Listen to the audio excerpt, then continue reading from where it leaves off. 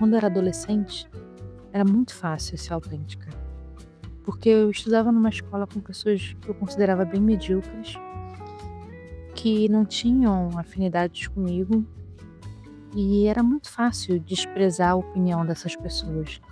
Era muito fácil me isolar delas, e realmente eu me isolava. E eu lidava com as consequências desse isolamento, que era viver um pouco depressiva, viver um pouco solitária, viver um pouco desesperançosa, mas no fundo eu sentia uma fagulha de esperança no sentido de estar buscando algo melhor, algo superior. Então, eu lembro de muitos recreios da escola onde as pessoas se reuniam para fofocar, para paquerar, coisas assim desse tipo, e eu me isolava na biblioteca. E nessa época, eu descobri livros que eu não tinha ideia do que eles se tratavam. Foi por mero acaso, uma espécie de sincronicidade. Quando eu estava lá com os meus 14, 13, 14 anos, eu já tinha lido O Inferno de Dante, eu já tinha lido Crime e Castigo, do Dostoiévski, eu já tinha lido Paris é uma Festa, do Hemingway, sendo que eu nem sabia da relevância desses livros na literatura. E foi assim, nessa pegada de me isolar na biblioteca, que eu também descobri a filosofia. Então eu descobri o mundo de Sofia e os filósofos pré-socráticos, logo depois eu descobri o Nietzsche, e ao longo da minha adolescência eu decidi fazer faculdade de filosofia. Eu lembro muito perfeitamente de ouvir julgamentos imediatos, tanto da minha família como de amigos. Eu lembro de familiares dizendo que era um curso desconhecido. Naquela época a filosofia não era tão cool quanto é hoje em dia. A gente tá numa trend aí da filosofia, mas naquela época não se entendia muito porque uma pessoa ia cursar filosofia. Era um curso bem obscuro. E a compreensão que se tinha era de que você ia virar professor. E professor passa miséria. Então eu ouvia muita gente me falando que eu queria ser pobre, que eu ia morrer de fome. E eu lembro que nessa época eu realmente não me importava com isso. Na verdade, eu até preferia seguir um caminho que não fosse pautado em retorno financeiro, mas sim numa busca do sentido da vida. Então eu estava muito certa disso. Quando eu cheguei na faculdade, eu me satisfiz muito de estudar os filósofos pré-socráticos, me identifiquei bastante com os cínicos e foi interessante observar que, apesar de eu estar estudando aquilo que eu escolhi e que foi uma escolha completamente sem referencial, sem uma pessoa que falou ou me mostrou aquilo, foi só uma busca solitária mesmo. Apesar de eu estar ali realizando essa busca por esse conhecimento, eu ainda sentia uma desconexão com as pessoas que estavam ali. Ou melhor, eu me sentia completamente desconectada da minha faculdade, do meu ambiente acadêmico. Eu não tinha muitos amigos, na verdade eu não tinha nenhum amigo na faculdade, eu não conseguia construir vínculos. Os professores eu achava todos eles soberbos, inatingíveis, inalcançáveis, e eu não gostava da ideia de ter que puxar saco deles. E eu via uma contradição profunda ali, porque eu via um professor que estava ensinando uma filosofia tão autêntica como de Diógenes, por exemplo, e esse professor vivia de uma forma completamente oposta e esperava dos alunos uma atitude semelhante. Esse filósofo era o que mais me chamava atenção na época que eu estudei os pré-socráticos, porque na cabeça dele todas as hierarquias, todas as formas civis, era pura hipocrisia. Então, para ele, o que era chamado de loucura, era na verdade um retorno à liberdade autêntica. Cinismo não era apenas uma teoria filosófica, mas um estilo de vida. Diógenes praticava o que ele pregava, de uma maneira extrema. Então, por isso mesmo que aprender sobre Diógenes com professores que não praticavam aquilo me pareceu uma incoerência profunda. Não que os meus professores deveriam andar nus dentro de um barril que nem Diógenes, não precisava chegar nesse extremo, mas o que eu via é que eles estavam no extremo oposto, e isso era que me incomodava. Eles não se aproximavam nem um pouco da filosofia de Diógenes ou da filosofia que eles estavam ali ensinando.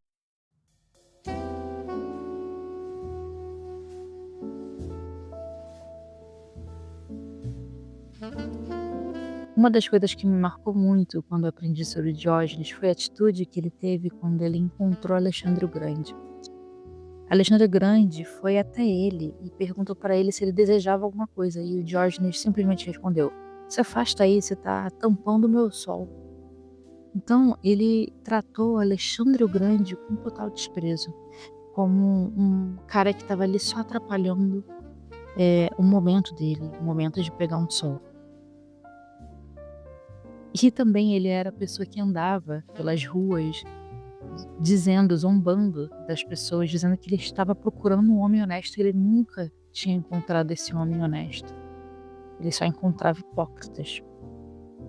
Então todas essas atitudes mostram que essa loucura de Diógenes não era insensata, mas sim uma forma de resistência contra um mundo onde as pessoas eram prisioneiras de expectativas alheias. E é sobre isso que eu quero falar hoje. Eu quero falar sobre como a gente se aprisiona nas expectativas alheias.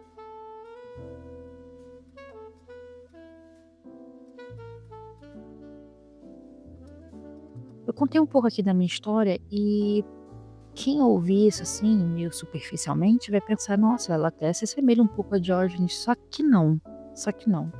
De algum modo, essa autenticidade, ela foi sendo suplantada por uma conveniência, e isso fruto de uma convivência social constante.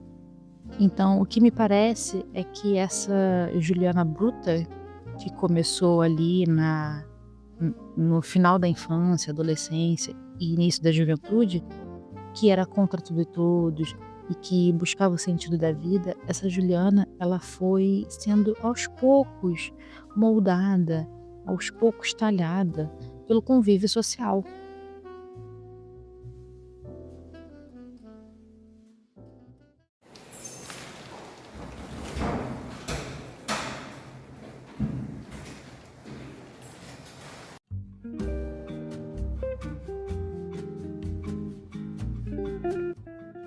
Ao longo dos anos foi ficando cada vez mais difícil me relacionar com as pessoas.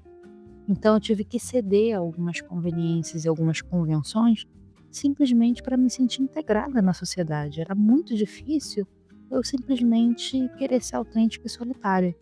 Então, quando hoje em dia eu abordo esse assunto de, eu me preocupo ou não com as opiniões alheias, ou o quanto eu preciso de validação externa, para mim tudo isso está conectado a como você lida com a sua solidão.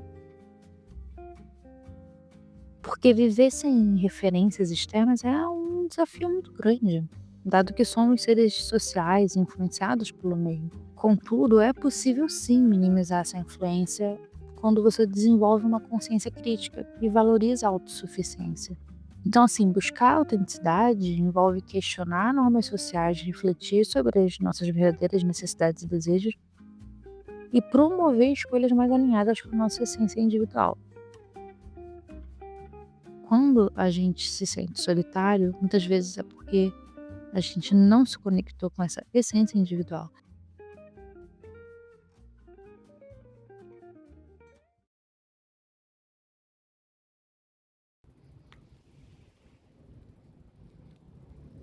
O processo de individuação é um processo solitário, sim, mas não necessariamente você precisa sofrer de solidão.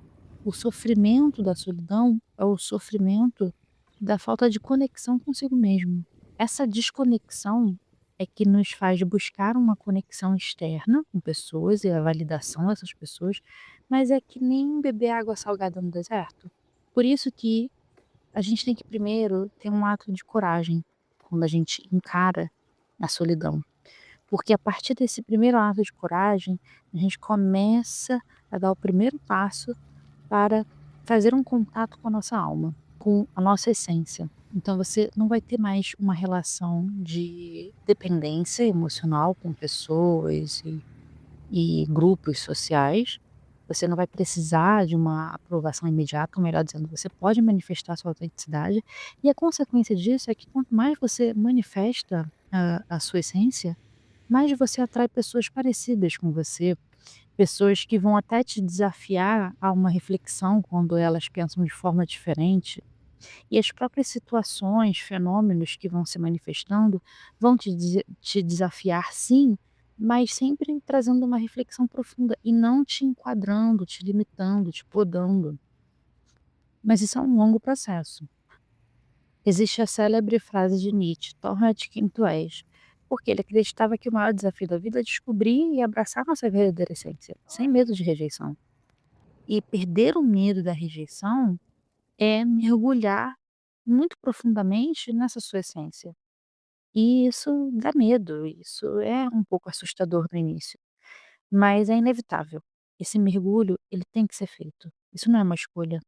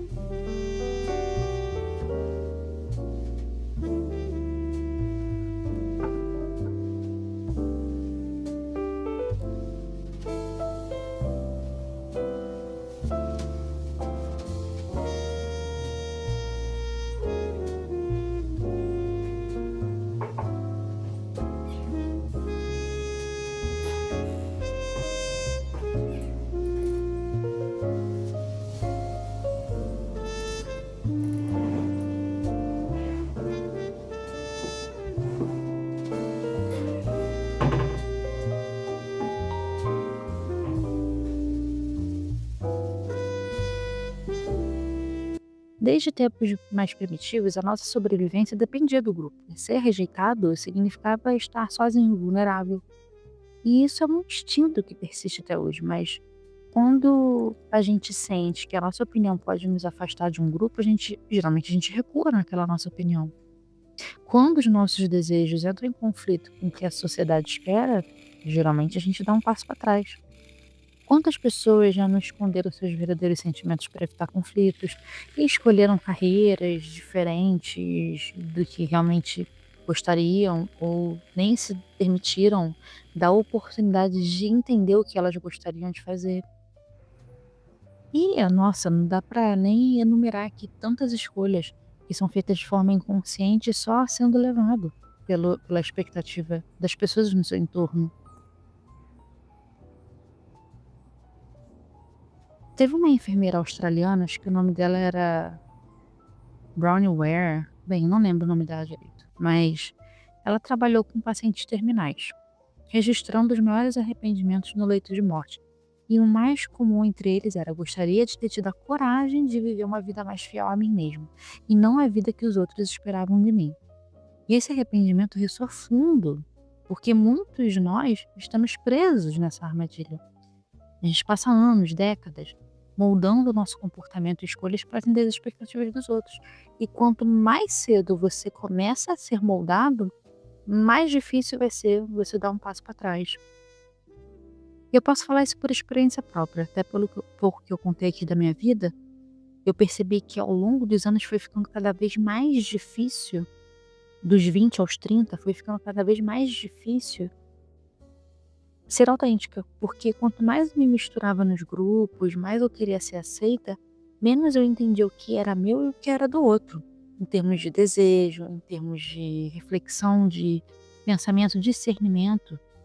Então eu sempre precisei me recolher para ter o discernimento do que era eu de verdade e o que era uma mistura social, superficial, artificial. Por isso eu sempre vi os momentos de solidão, de meditação, como momentos de depuração, momentos que são essenciais para manter a minha sanidade mental. Então, antes, a solidão, ela doía. Eu queria ser aceita. Essa era uma verdade. E eu vivi pautada nisso por alguns anos. Mas depois de um tempo, me doía não estar comigo mesma, estar somente sendo aprovada pelas pessoas. Então a solidão, ela começou a se tornar um bálsamo para mim. E até hoje, assim tem sido. Hoje em dia, meus momentos sozinha são momentos de puro prazer. O prazer de estar conectada comigo mesma. O prazer de estar imersa nos meus pensamentos. O prazer de amar aquilo que eu sinto, aquilo que eu penso, acolher aquilo que eu sinto, aquilo que eu penso, por mais negativo que seja, mas amar quem eu sou.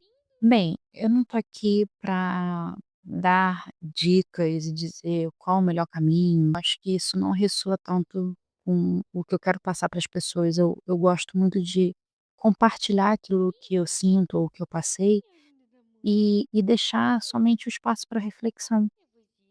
A gente refletir mais profundamente sobre como a gente lida com a pressão externa e sobre como a gente lida com a solidão. Porque é claro que não é fácil ignorar a opinião dos outros, e não é isso que eu estou dizendo pra gente fazer, porque eu estaria dizendo para você fazer o impossível. Nós somos seres sociais, nós queremos ser amados, a gente quer ter o sentimento de pertencimento, mas a gente tem que saber colocar na balança até quanto vale a pena pagar o preço para isso. Porque o segredo talvez não seja ignorar completamente os outros, mas aprender a filtrar. E esse filtro, ele tem que ser construído na solidão, ele tem que ser desenvolvido num pensamento profundo. E a partir daí você consegue filtrar quem são as pessoas cuja opinião vale realmente a pena eu considerar.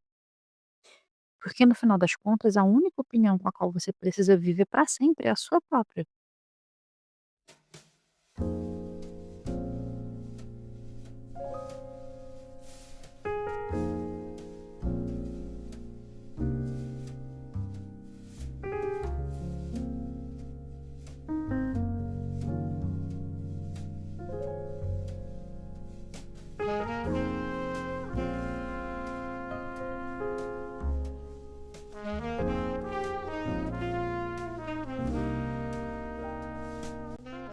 Sartre dizia que o inferno são os outros, e por muito tempo eu reproduzi essa frase, principalmente quando eu estava metida em relacionamentos e relações, independente de serem amorosas ou não, confusas. Eu dizia: o inferno são os outros, mas o inferno são os outros porque a gente deixa esses outros se tornarem um inferno.